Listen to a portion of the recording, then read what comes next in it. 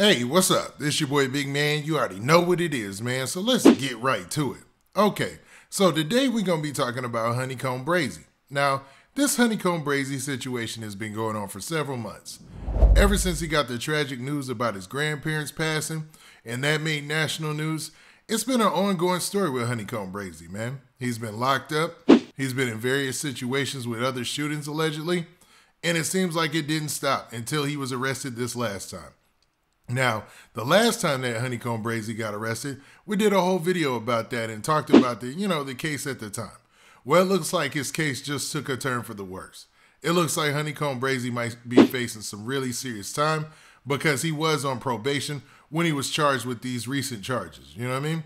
So Honeykomb Brazy is going before the judge, or he went before the judge, and it was a long, drawn-out hearing. I think they said it took like 2.5 hours for some type of deliberation or some type of talks, but we're going to get to the specifics and all that. Before we do, though, do me a favor. Make sure you hit that like button, make sure you hit that subscribe button, and man, let's get it. Okay, now that we got that out of the way, let's talk about this Honeykomb Brazy and these news reports that basically detail the whole situation that he's in, man. Honeykomb Brazy has got himself in a pinch, and it's looking like he's going to be seeing a lot of time. Now, the DA is pushing for a lot of time, meaning like 13 plus years for Honeykomb Brazy. And once you hear this story, you're going to be like, man, it puts you in between the situation because you're going to see his side of things, like why he would get caught with a firearm. But then you'll see that the gift that he was given with his 15-year sentence. But man, let's just get to the story, man. Now, the report that I'm be referencing is from the Fox News 10 News down there in Mobile, Alabama. And basically, the headline sums it up pretty good. It says, judge orders Honeykomb Brazy to prison for probation violation. Now, it continues by saying, Mobile, Alabama. A Mobile County judge revoked the probation of Mobile rapper Honeykomb Brazy. The rapper, whose real name is Nashawn Jones, was on probation for a conviction on a charge of being a felon in possession of a firearm. Stop right there. Now, when you take into account all the things that he's been through, like with his grandparents, the situation with the shootings, man. I even did a story where they have been shooting up his mom's house, a house that she doesn't occupy for obvious reasons, even though Honeykomb Brazy is in jail. It's like everybody in that area knows he's in jail, man. So it's wild to even think that people are still, got that much hate or that much contempt for Honeykomb Brazy, but it's a wild situation. So him getting caught with a firearm, it kind of makes sense, man. But then you're kind of upset at him as a fan because you're like, you're not supposed to be around a firearm. You got to find another way. You know what I mean? That's just a responsible way of looking at it. Now, the story continues by saying he only served 18 months of a 15-year sentence. But now the DA's office said he'll have to serve the rest of the time. So that's roughly 13 years, man. So that's 13 and a half years exactly that Honeykomb Brazy is looking at in this situation. Now, the story continues by saying prosecutors asked the judge to send him back to prison for violating the terms of that probation. Prosecutors presented 15 video clips showing Jones with guns or drugs. So that already lets you know that Honeykomb Brazy wasn't being careful in his situation either. I understand the need to maybe protect yourself, but to have guns and drugs on camera when you know you're on probation, man, it's hard to shoot you some bail on that one, Honeykomb Brazy, man. Come on, man. But the story continues. It says, the defense argued that those were stage props for music videos. Okay. Even if true, the judge wrote in his order, that does not explain a shootout that the defendant was present for in Montgomery. His associate traded gunfire with unknown assailants. Jones later posted on an account of the incident on social media. Now, stuff like this makes me wonder where are rappers' managers and stuff half the time, man. Now, you know that he's on probation, and there's some personal accountability here too, Doc, because Honeykomb Brazy knows he's on probation as well. But why would you go to social media and basically advertise the fact that there was a shootout, man, knowing that that can compromise your situation? But social media is a drug, man. People are addicted to it. That's for real.